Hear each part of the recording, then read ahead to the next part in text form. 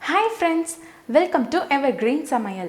இன்னைக்கு நம்ம பார்க்க போற ரெசிபி Brinjal Biriyani. ரொம்ப ஈஸியா பண்ணக்கூடிய ஒரு ரெசிபி. டக்குன்னு முடிவு பண்ணி டக்குன்னு பண்ணிடலாம்.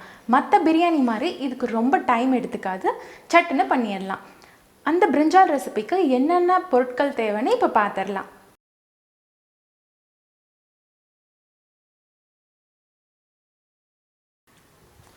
இப்போ பிரியாணி பண்ணுறதுக்கு ஃபஸ்ட்டு பிரியாணி மசாலா அரைச்சிடலாம். அதுக்கு கொத்தமல்லி, சீரகம், வெந்தயம், உளுத்தம்பருப்பு, பட்டை, லவங்கம், ரெட் சில்லி இதெல்லாம் சேர்த்து ட்ரை ரோஸ்ட் பண்ணி எடுத்துக்கோங்க.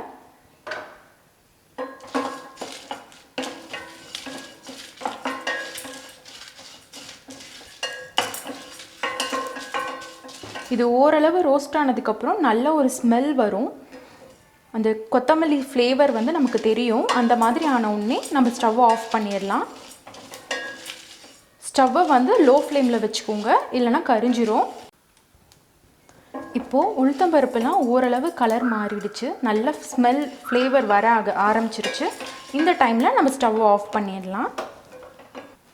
நம்ம ட்ரை ரோஸ்ட் பண்ண எல்லா ஐட்டத்தையும் இந்த மாதிரி மிக்ஸி ஜாரில் ட்ரான்ஸ்ஃபர் பண்ணிக்கோங்க.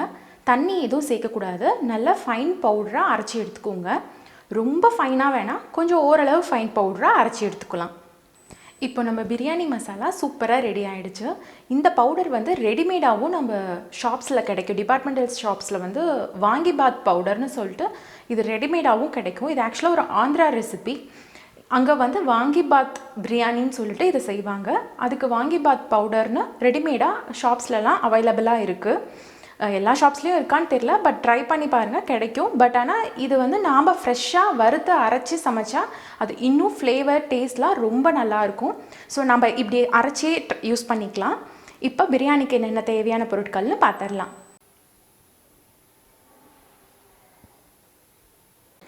இன்றைக்கி நான் பிரிஞ்சால் பிரியாணியை பாஸ்மதி ரைஸ் வச்சு செய்ய போகிறேன். நீங்கள் சீரக சம்பா ரைஸ்லேயும் செஞ்சுக்கலாம், அதுவும் டேஸ்ட் வந்து ரொம்ப நல்லா தான் இருக்கும். பாஸ்மதி ரைஸ் வந்து இன்றைக்கி நான் ஒரு டம்ளர் ரைஸ் எடுத்திருக்கேன். நான் வந்து ஒரு டம்ளர் பாஸ்மதி ரைஸ்க்கு 2 டம்ளர் தண்ணி யூஸ் பண்ணுவேன். அந்த பதம் வந்து எனக்கு கரெக்டாக இருக்கும். இப்போ ரெசிபி செய்ய ஸ்டார்ட் பண்ணிடலாம்.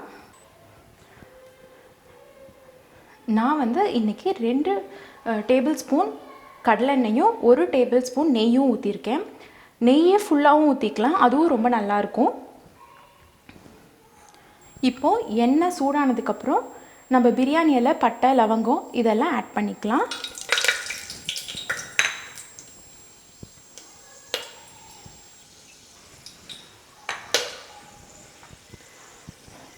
கொஞ்சம் பட்டையெல்லாம் வெடித்து வந்ததுக்கப்புறம் நம்ம எடுத்து வச்சுருக்க 2 பச்சை மிளகாய் ஆட் பண்ணிக்கோங்க.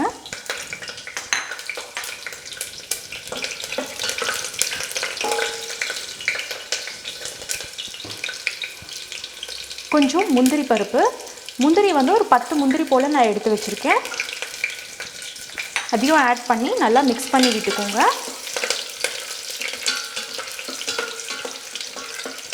கொஞ்சம் முந்திரி பொன்னிறம் ஆகுற வரைக்கும் மிக்ஸ் பண்ணி விட்டுட்டே இருங்க. இப்போ முந்திரி ஓரளவு பொன்னிறம் ஆயிடுச்சு. இப்போ நம்ம எடுத்து வச்சுருக்க வெஜிடபிள்ஸ்லாம் ஆட் பண்ணிக்கலாம். 4 கத்திரிக்காய்,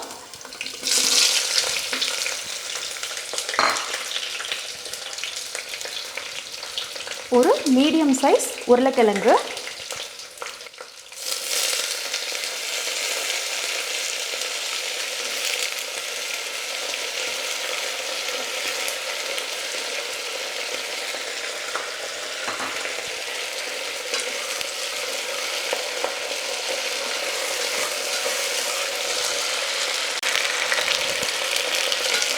இப்போது காயெல்லாம் ஆட் பண்ணி ஓரளவு நல்லா மிக்ஸ் பண்ணி விட்டதுக்கப்புறம் நம்ம எடுத்து வச்சுருக்க புளி தண்ணியை ஆட் பண்ணிக்கலாம். இது வந்து கிட்டத்தட்ட 1 இன்ச் புளி தண்ணி ரொம்ப கம்மியாக ஆட் பண்ணாவே போதும்.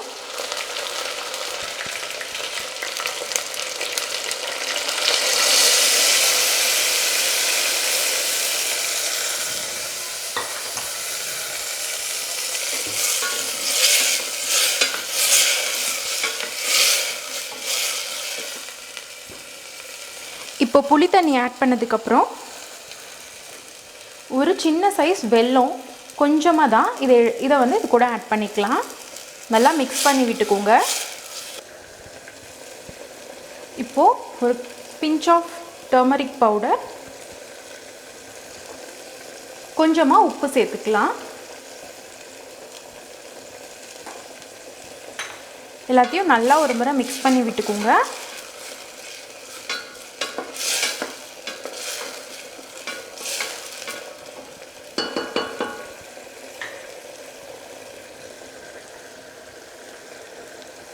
இப்போது நம்ம எடுத்து வச்சுருக்க பிரியாணி பவுடரை ஆட் பண்ணிக்கலாம்.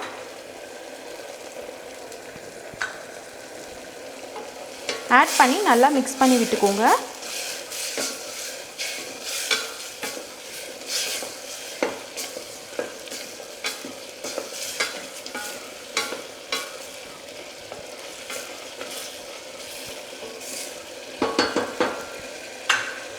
இப்போ பாருங்கள் எவ்வளோ தண்ணி இருக்குன்ட்டு. இந்த தண்ணி எல்லாமே நல்லா வற்றி எண்ணெய் பிரிஞ்சு மேலே வர வரைக்கும் இதை நல்லா சுண்ட வைக்கணும். ஈஸியாக அடிப்பிடிச்சிடும். ஸோ ஸ்டவ்வை சிம்லையே வச்சுக்கோங்க.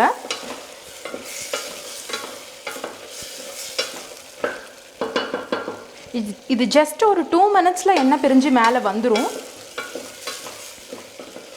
அடிப்பிடிக்காமல் பார்த்துக்கிட்டா போதும்.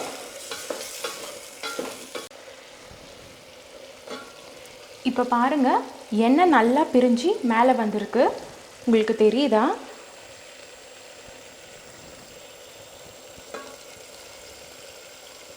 இப்போ பாருங்கள் எப்படி எண்ணெய் நல்லா பிரிஞ்சு மேலே வந்திருக்குன்ட்டு. இந்த மாதிரி டைமில் நாம் தண்ணி எவ்வளோ அரிசி எடுத்துருக்கோமோ அதுக்கு தண்ணி ஆட் பண்ணிக்கலாம்.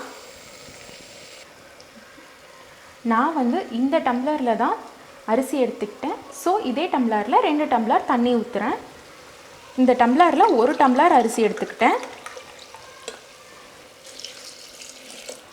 1 டம்ளர் அரிசிக்கு 2 டம்ளர் தண்ணி.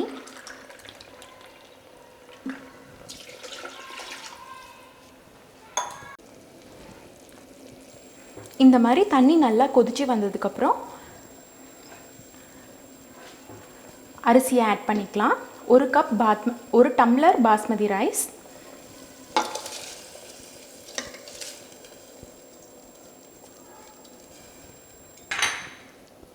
நல்லா ஒரு முறை மிக்ஸ் பண்ணி விட்டுக்கோங்க.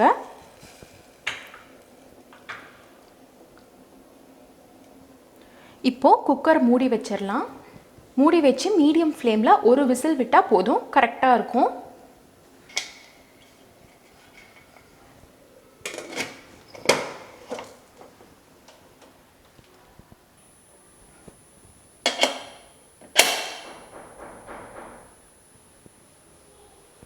பிரியாணியில் ரைஸ் சேர்க்கறதுக்கு முன்னாடி எப்பயுமே உப்பு செக் பண்ணிக்கோங்க.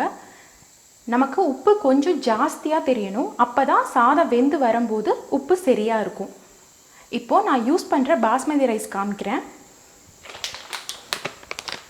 ஆக்சுவலாக இந்த ரைஸ் தான் நான் யூஸ் பண்ணிகிட்ருக்கேன். இதை ஏன் இப்போ நான் ஸ்பெசிஃபிக்காக காமிக்கிறேன்னா, நான் வந்து நிறைய பிராண்ட்ஸ் ட்ரை பண்ணியிருக்கேன். 1 டம்ளர் பாஸ்மதி ரைஸ்க்கு 1.5 டம்ளர் தண்ணி யூஸ் பண்ணுவேன். பட் ஆனால் அதுக்கே சாதம் வந்து குழஞ்சிரும். அதுவும் கிச்சனுக்கு பிகினராக இருந்தீங்கன்னா அது ரொம்ப கஷ்டம். பிரியாணி செய்யும்போது ரொம்ப பயமாக இருக்கும் சாப்பாடு நல்லா வருதான்ட்டு. பட் இந்த பாஸ்மதி ரைஸ் வந்து நான் ஒரு டைம் ட்ரை பண்ணி பார்த்தேன். ரொம்ப நல்லா இருந்துச்சு.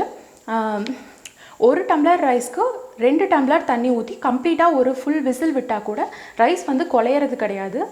ரொம்ப நீளமாக ஃபுல் ரைஸாக சூப்பராக வருது. இது பிராண்ட் வந்து தாவத் அப்படின்னு நினைக்கிறேன். கரெக்டாக ப்ரொனவுன்ஸ் பண்ணுறேன்னு தெரியல, பார்த்துக்கோங்க. நீங்கள் கிச்சனுக்கு பிகினர்ஸாக இருந்தீங்கன்னா இந்த ரைஸ் ட்ரை பண்ணி பாருங்கள். உங்களுக்கு பாஸ்மதி ரைஸ் போட்டு பிரியாணி ரொம்ப சூப்பராக ரெடியாகி வரும். இதை ட்ரை பண்ணி பார்த்துட்டு எப்படி இருந்துச்சுன்னு சொல்லுங்கள். இப்போது ஒரு விசில் போய் ப்ரெஷரில் ரிலீஸ் ஆகிடுச்சு. இப்போ நம்ம குக்கரை ஓப்பன் பண்ணி பார்த்துடலாம். பாருங்கள், எதுவுமே அடிப்பிடிக்கலை. ரைஸ்லாம் நல்லா வெந்து சூப்பராக வந்திருக்கு.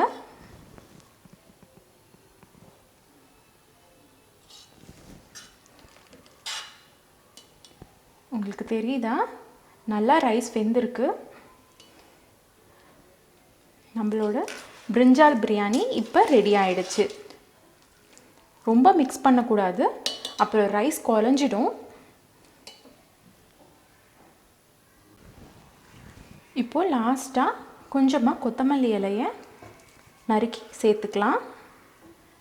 இதை ஒரு முறை சாப்பாடு உடையாமல் மிக்ஸ் பண்ணி விட்டுருங்க.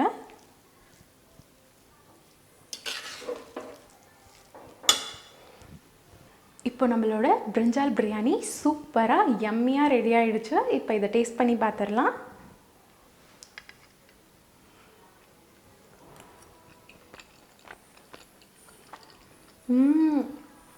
சூப்பராக இருக்குது.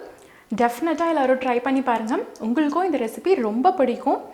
இதை ட்ரை பண்ணி பார்த்துட்டு ரெசிபி எப்படி இருந்துச்சுன்னு கமெண்ட்ஸில் சொல்லுங்கள். இந்த வீடியோ உங்களுக்கு பிடிச்சிருந்தா லைக் பண்ணுங்கள். இதே மாதிரி நிறைய டேஸ்டியான ரெசிபிஸ் பார்க்கணுமா, உடனே போய் நம்ம சேனலை சப்ஸ்கிரைப் பண்ணிவிடுங்க.